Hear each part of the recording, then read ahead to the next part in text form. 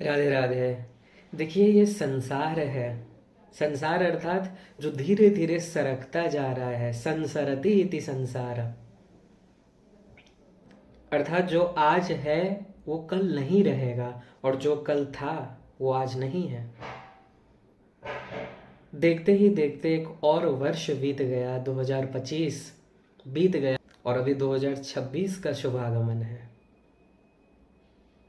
यूँ तो हमारे सनातन धर्म के अनुसार चैत्र शुक्ल प्रतिपदा वही हमारा नववर्ष है, लेकिन ग्रेगोरियन कैलेंडर के अनुसार, अंग्रेजी कैलेंडर के अनुसार जो पूरा विश्व में प्रचलित है, उसके अकॉर्डिंग 1 जनवरी को ही नया साल के रूप में मनाया जाता है।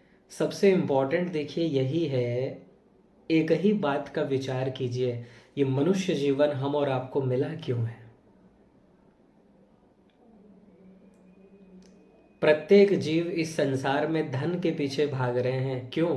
क्योंकि धन अगर होगा तो इंद्रियों को हम सुख दे पाएंगे, धन होगा तो अच्छा भोजन प्राप्त होगा, धन होगा तो 5 स्टार होटल में बैठकर खाएंगे, धन होगा तो बाहर फॉरेन कंट्रीज में घूमने जाएंगे, धन होगा तो इन इंद्रियों के सुख को भोगेंगे। अर्थात व्यक्ति धन के पीछे भाग रहा है, अंधे की तरह भाग रहा है, क्योंकि उसको ये लगता है कि अगर मैं अधिक से अधिक धन कमा लूँगा तो सभी प्रकार का सुख मुझे प्राप्त हो जाएगा।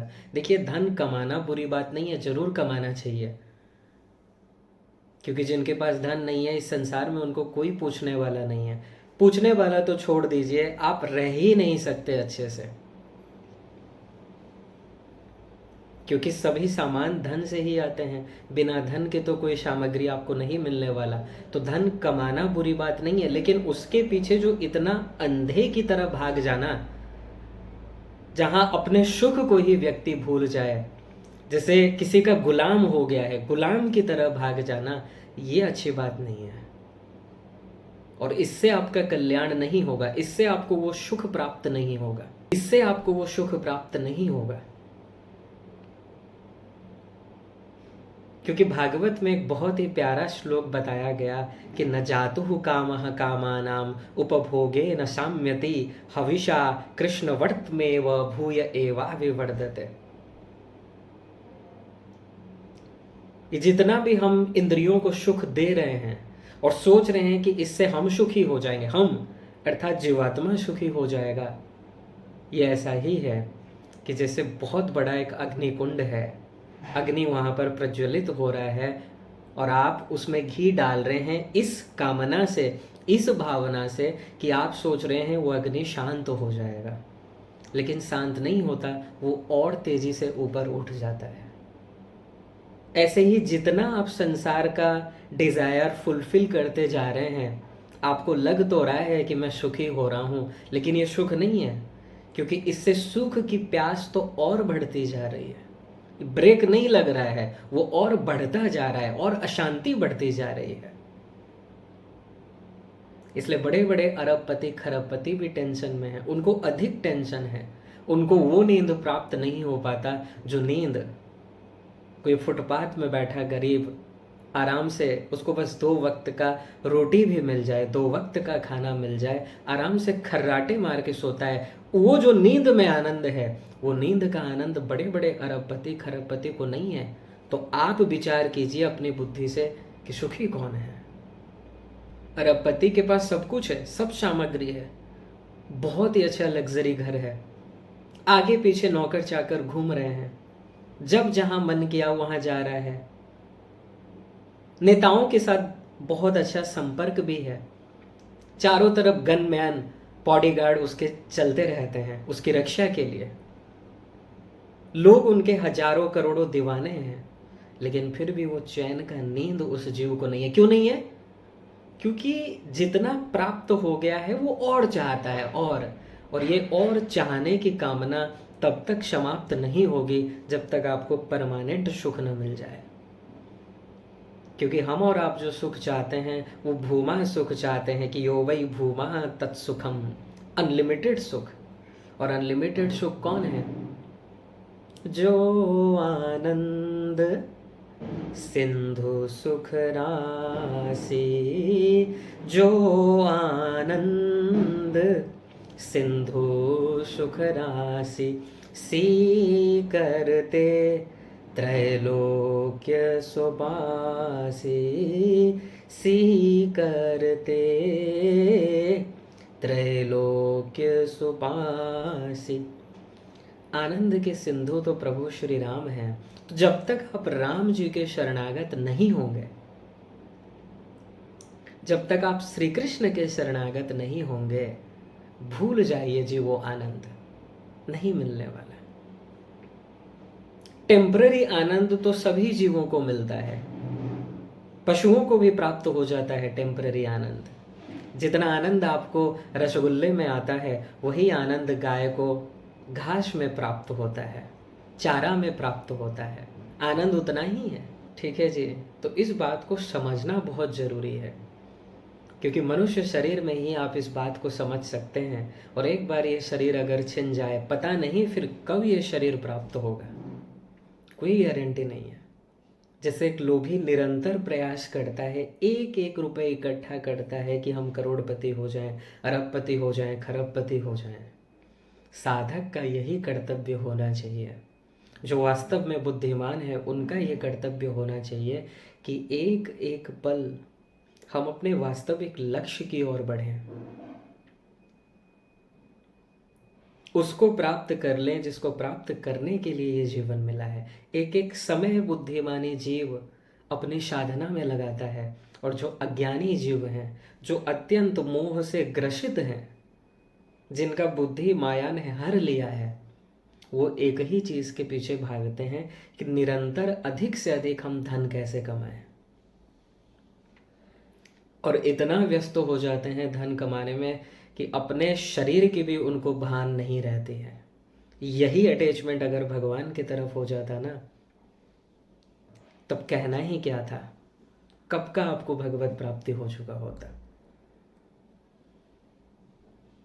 इसलिए गोस्वामी तुलसीदास जी कहते हैं कि कामी ही नारी प्यारी जिमी, लोभ ही प्रिय जिमी धाम। जिसे कामी पुरुष को सुंदर स्त्री प्रिय है, निरंतर उसका चिंतन करता रहता है, छटपटा जाता है उसके बिना। जैसे एक लोभी पुरुष निरंतर धन के पीछे ही भाग रहा है, अपने आप का उसको होश नहीं है, लेकिन धन चाहिए। उतना अटैचमेंट जब आपको भगवान के प्रति हो जाएगा, तब भगवत प्राप्ति से आपको कोई रोक नहीं सकता। यज्ञ करने से, तप करने से, व्रत करने से, जप करने से भगवत प्राप्ति नहीं होती है, अटैचमेंट से होती है। भगवान आपको कितने प्यारे लग रहे हैं, ये इंपॉर्टेंट है। भगवान से आपका अपनापन कितना है, आपको भगवान से रुचि कितनी है, आप कितना चाहते हैं भगवान को, यही इंपॉर्टेंट है। वस्तु सामग्री, अपने शरीर को तपाना, अष्टांग योग का पालन करना, ये सब भगवत प्राप्ति नहीं कर सकते। बिना भक्ति के भगवत प्राप्ति असंभव है, और कलयुग में तो हो ही नहीं सकता। तप जप ध्यान ये सब संभव ही नहीं है, क्योंकि देहधारी जीव हैं हम और आप। उस निराकार का ध्यान कैसे करेंगे, जिसका कोई आकार नहीं है, जिसका कोई रूप नहीं है, जिसका कोई नाम भी नहीं है, जिसका कोई गुण भी नहीं है, तो किसका ध्यान करें हम। ध्यान करने योग्य तो केवल राम जी ही हैं और श्री कृष्ण हैं। और भगवान इसीलिए अवतार लेकर आते हैं, इसीलिए मधुर मधुर लीलाएं करते हैं, ताकि आगे चल के जो मनुष्य होंगे ये भगवान की लीलाओं को सुने और भगवान से आसक्ति हो जाए, प्रेम हो जाए। जितने भी वेद में मंत्र हैं, कठोपनिषद में क्या बताया गया कि सर्वे वेदा यत पदमामनन्ति। ये जितने भी वेद के मंत्र हैं वो भगवान की ओर इशारा कर रहे हैं, सुप्रीम पावर की ओर इशारा कर रहे हैं, सगुण साकार की ओर इशारा कर रहे हैं। तो इस नए वर्ष में, वैसे तो ये नया साल है नहीं, लेकिन फिर भी प्रचलित तो यही है, मनाते सब इसी को ही हैं। लेकिन मत भूलिएगा, हमारा जो नव वर्ष है वो चैत्र शुक्ल प्रतिपदा है, ये याद रखिएगा। लेकिन फिर भी 1 जनवरी 2026 की शुरुआत इंग्लिश कैलेंडर, ग्रेगोरियन कैलेंडर के हिसाब से, इसी बात पर ही ध्यान दीजिए कि पिछले साल जितना काम क्रोध लोभ मोह ईर्ष्या था, क्या उसमें कमी हुआ? पिछले साल अगर 100 रुपये नुकसान हो जाते थे या 500 रुपये, जो फील होता था, क्या उसमें कमी हुआ? पिछले साल भगवान में जितना मन लगता था, क्या उसमें बढ़ोतरी हुआ?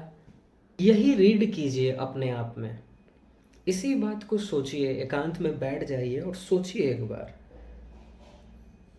कि ये जो 2025 अभी समाप्त हुआ,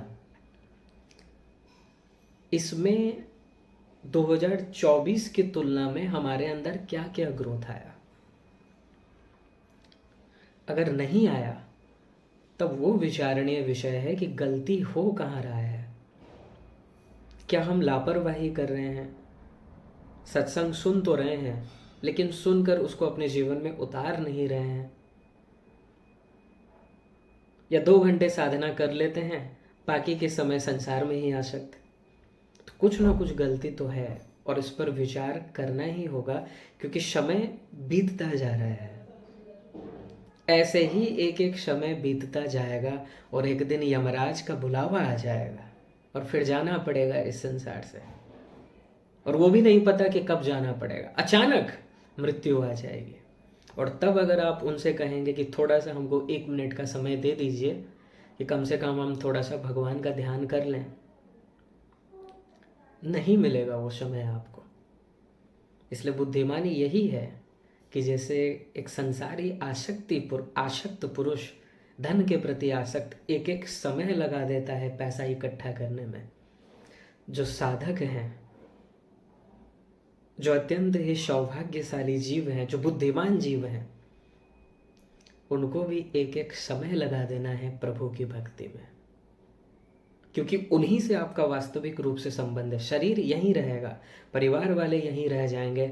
आपने अपने मेहनत से जो भी इकट्ठा किया है, वो चाहे गाड़ी हो, बंगला हो, कुछ भी हो, सब यहीं रह जाना है। ये सब आवश्यक है शरीर के लिए, ठीक है, उतना कीजिए, लेकिन इसको भगवान का कर्तव्य समझते हुए कीजिए, उसमें आसक्त मत हो जाइए। भगवान ने आपको ये शरीर दिया, गृहस्थ में जन्म दिए हैं, घर परिवार है, अब आपका जो ड्यूटी है वो कीजिए।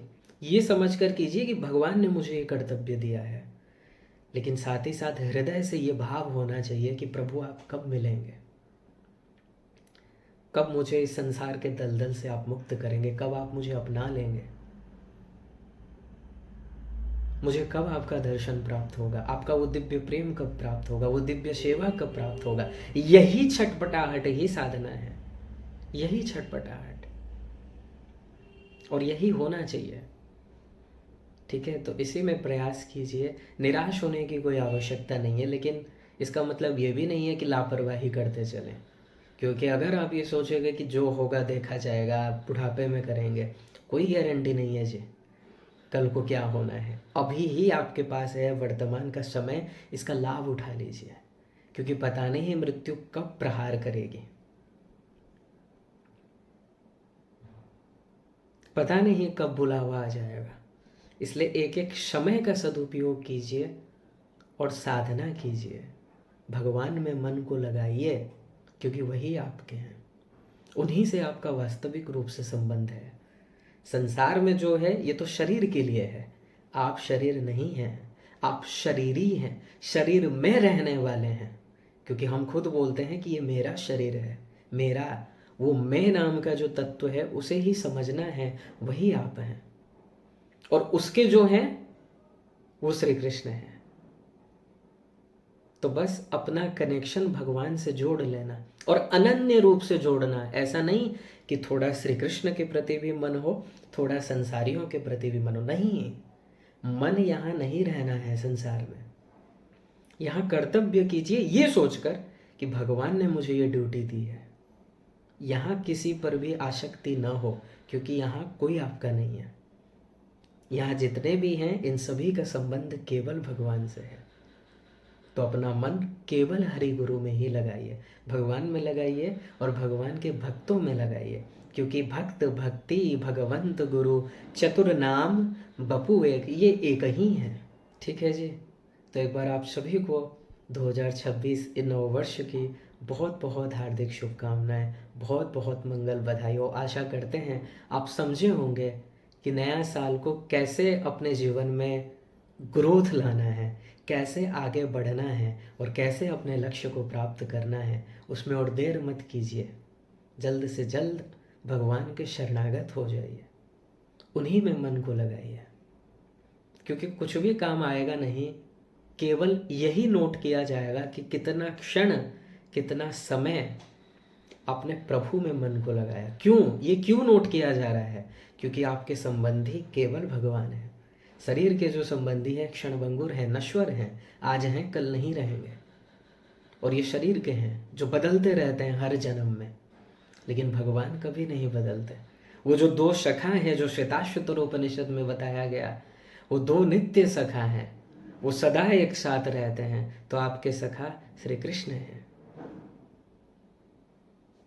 राधे राधे।